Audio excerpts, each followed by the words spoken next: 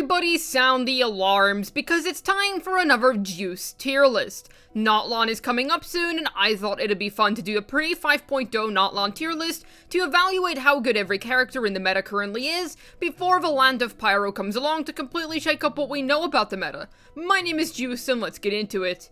Before we head into this tier list, I urge you to listen to the following.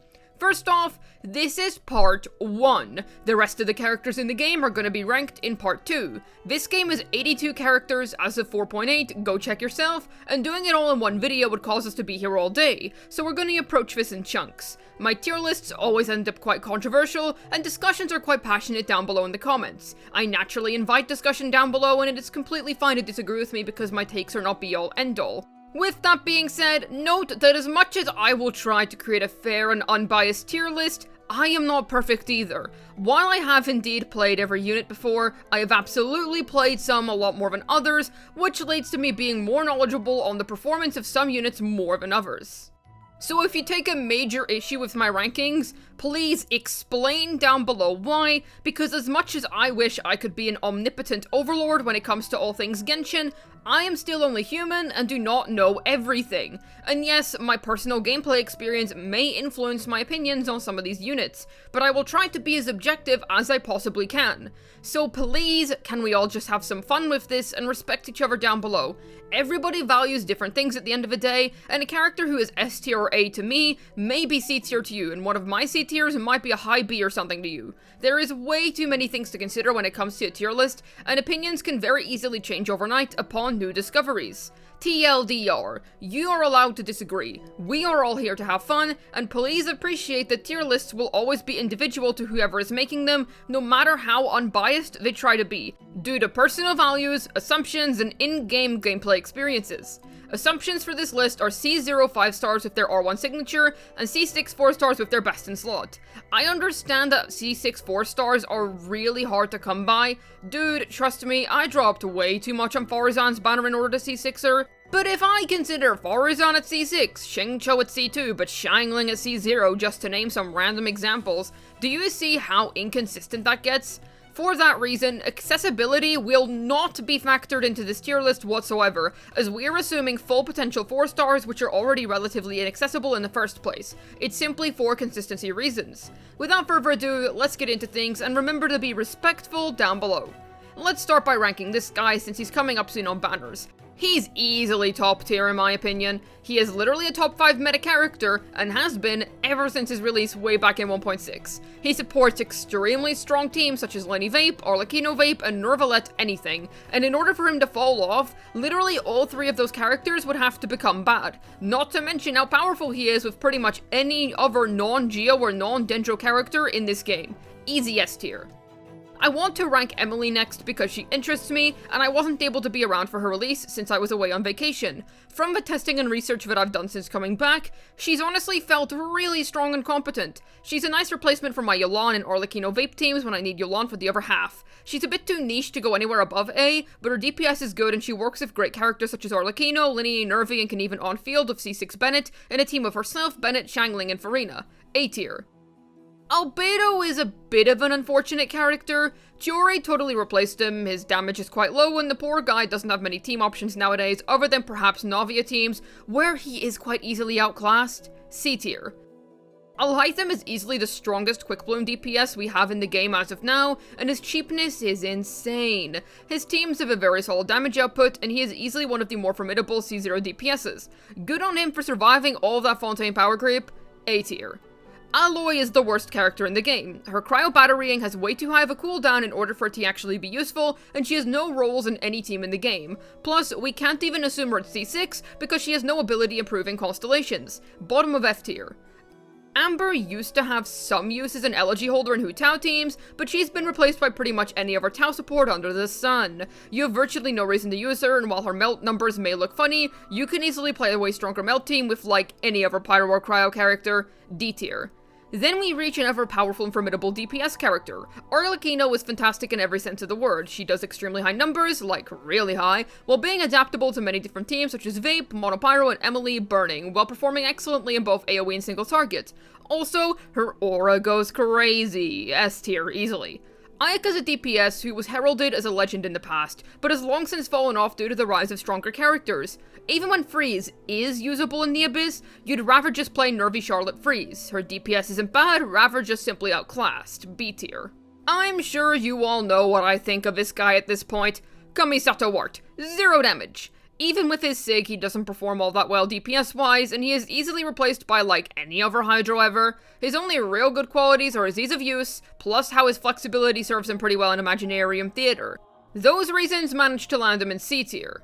I have quite a high opinion of Baizhu. He's a great Furina healer, which provides him with wonderful flexibility, and he's able to play in a cool team like Alhaitham, Furina, Raiden, and Baizhu, for example. It's not the strongest variant for Alhaitham, but it's really comfy. He's one of the few units with a long enough uptime to help out with long Cyno quick bloom rotations, and is on the whole a pretty good Dendro healer to slot in wherever you need him. A tier.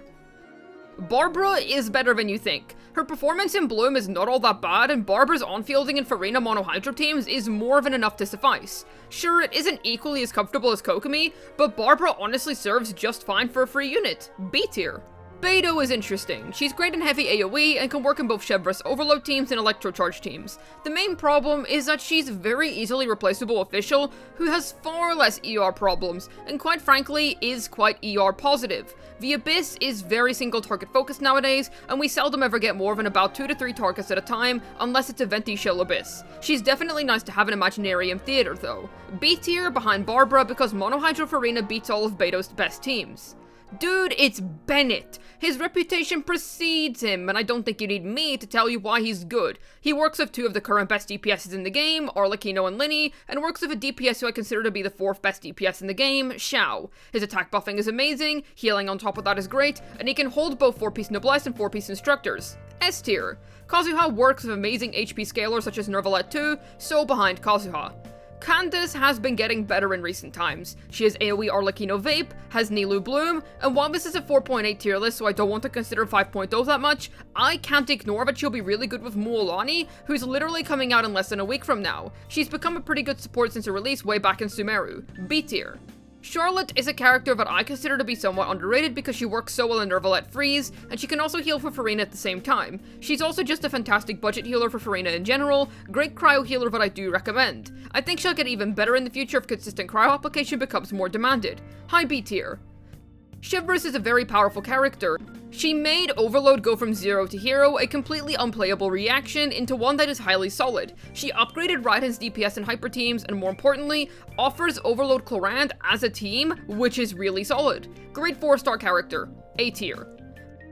The problem with Chiori isn't her DPS, it's good, it's the teams that she's tied to. Itto isn't really a good unit, so making Itto teams playable isn't really that much of a treat. And while she is Navia's best installed Geo teammate, she massively gimps her own damage because Navia's teams tend to be constructless, so you feel the need to get C1 to make her feel worthwhile in Navia teams. And once again, while this list is considering the Fontaine meta, not the Natlan meta, let's not ignore the fact that Kachina is going to be better than a C0 R0 Chiori for Navia teams, not to mention that she can hold the Night Soul buffing set, provide Navia 40% damage bonus, and will be free. I'm not counting accessibility in these rankings, but it's good food for thought when forming your own opinions on Chiori. B tier. Seriously held back by her weird constructs restriction and desire to play within Itto teams. I haven't got much to say about Chongyun other than he's a decent reverse melter. He doesn't have other crazy qualities and is mostly just a good 4-star to play melt with. Even then, there are other budget teams which are more impressive in my opinion, so he lands himself down at C tier. Clorinde is an extremely good Electro DPS in my opinion. Plenty of teams, all of which are very good, and she simply does a lot of good DPS while fixing Aggravate's previous core issues. Lack of good sustaining, for example. She also really enjoys playing in hyper teams where she feels very strong as well. A tier, quite a good DPS. Collei's Dendro application is very small and in a super restricted circle. Her only real good use is being an excellent budget option within Nilou teams, otherwise you pretty much just don't play Collei. C tier. Cyno is a difficult one for me to rank. Either I overestimate or underestimate him vastly. I'm gonna say that while his DPS isn't bad in an expensive setup, his multi-wave issues and super long field time really hold him back, and he's competing with Alhaitham as a quick bloom DPS. C tier, it's not that his damage is bad, he just has way too many playstyle issues and the constant raising of a damage ceiling has not been kind to him. Dehya's a pretty decent support in Burnout Ganyu, can be a DPS with Furina, and also works nicely in Emilie teams. Once again, we're not considering Natlan here, but the 12% damage bonus that she can provide everyone with the Night Soul set, while also being able to work with Mualani is very nice. B tier. Diluc's a very strong and easy to understand Pyro Plunge DPS. While I don't think that he outclasses any of the other 5-star Pyro DPSs except for Yoimiya and Klee, which isn't a very hard bar to cross, he definitely delivers an easy and hard-hitting playstyle. He's a great standard unit and he'll be free soon, and his hype is mostly killed by the fact that a C6 Gaming does more damage than him. But if Gaming is C0 to 5, Diluc wins. He's also good in Imaginarium Theater. After all, the more Pyro DPSs, the better. Diona does almost nothing. Layla and Charlotte massively outclass her, both of the things she does, and her healing is way too slow for Furina to care about it. D tier. Dori can be a good Furina healer and driver in some Dendro teams, but she's pretty easily replaceable and doesn't do anything that Raiden can't do. C tier. Eula. She has no pull value. I kid you not, C1 physical Venti could probably outdamage her. Cryo Zhongli could outdamage her. Freaking Chi-Chi has already outdamaged her in the Chi-Chi Clorinde team. Horrendous unit. She will still clear the Spiral Abyss, but she has way too many backload related playstyle issues to be worth using, and her DPS does not make up for the clunk. I love this character, but she sucks balls. F tier. Faruzan is unbelievable. One of the best supports in the game, as she single-handedly rose Xiao's position in the meta to being one of the best DPSs in the game, and makes Scaramouche feel infinitely better to play. This character is nuts for all things Anemo DPS, and I find it insane how good this random 4-star with not much lore importance is. Easily high A tier. My problem with Fischl is that, while yes, she is really good for so many teams, how many of those teams is she actually best in slot in? I was a Fischl believer until I tried my Clorinde with Kujo-Sara, and to be honest, I think Fischl is just pretty good, nothing more. Still a great 4-star character, but definitely nowhere near the levels of the highly exalted ones. B tier. Freminet is just Eula 2.0 Shatter Edition. I have nothing else to say other than he is slightly better than Eula. F tier.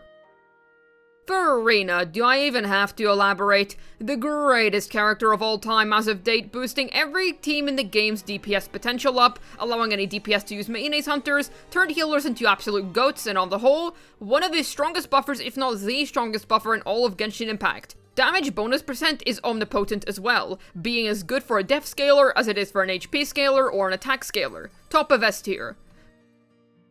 Gaming is a strong Pyro Plunge DPS who does really impressive numbers for a 4-star. I haven't much else to add here after talking about Diluc, so let's just put him above Diluc as he does more damage and call it a day. A tier.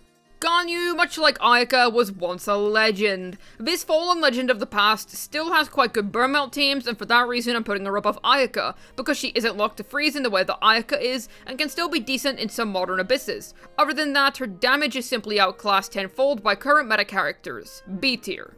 Goro, while he is a great buffer, especially at C6, is tied to Ito. Ito is not so great, he works a bit awkwardly with Navia as Navia can't take full advantage of Goro's buffs, so on the whole, Goro's gonna go into B tier. Great buffer that's held back by his teams.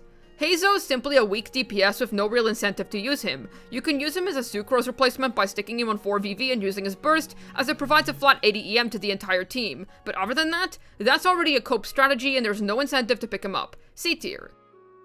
Hu-Tao is a strong Pyro Plunger at C0, beating both Diluc and Gaming's numbers. While Arlecchino is indeed a lot better than her, Tao's DPS is still nothing short of impressive and should not be scoffed at, not to mention that she is the most powerful driver of the Furina Yelan double hydro core. High A tier. Now we get to the lad that I've been constantly slandering throughout this entire video, Ito. His problem is that his damage simply never caught up to the standards of modern-day DPSs, and Chiori didn't fix this, as Chiori isn't a buffer. She is simply a sub-DPS which adds more damage to Ito's teams. A very mediocre DPS who is not worth pulling at all anymore. C tier. Jean's a great Anemo healer, can hold 4VV, 4 Noble, is great as an Anemo battery and healer in Xiao and Wanderer teams, and is an extremely powerful Furina healer on the whole with a sublime selection of teams to choose from. She can also work with Sunfire if you need all that pyro application. A tier, above Baizhu since she's a little more flexible than him thanks to 4VV. Kaya is pretty much another reverse melt unit. Use him for the same reasons that you'd use Chongyun, then his DPS is a little worse than Chongyun so he goes below him. C tier. Bro, I have slandered this guy enough. We all know at this stage why I think he's bad, because he literally does not function, as in when you add him to a team, he makes it worse. He actively decreases your team's damage when you use him because of how his kick goes against the nature of transformative reactions. Kaveh is quite literally useless, so bottom of F tier. At least Nilou can help him clear faster than 3 minutes, unlike Aloy, who is beyond saving in every regard, so that's why he's above her. Keqing has simply been outclassed time and time again in the aggravate DPS department. She is a Fischl driver, and that's all there is to it. Good standard DPS, don't get me wrong, but there is not really an incentive to use her when she will be a free selectable next to Tighnari, who is a stronger Dendro-based DPS in my opinion, who doesn't step on the toes of the almighty Clorinde, might I add. B tier. Kirara is nice in aggravate teams, and you can play Hyperbox of her, which is pretty funny. She's not overwhelmingly strong, but not horrendously weak either. The TLDR is that she'll get the job done for you just fine. Decent character in my opinion, worth a shot as well since she was free during the recent summertime event. Also, her skin is fire. B tier.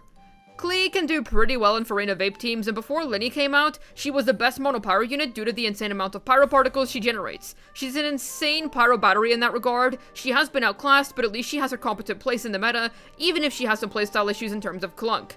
B tier.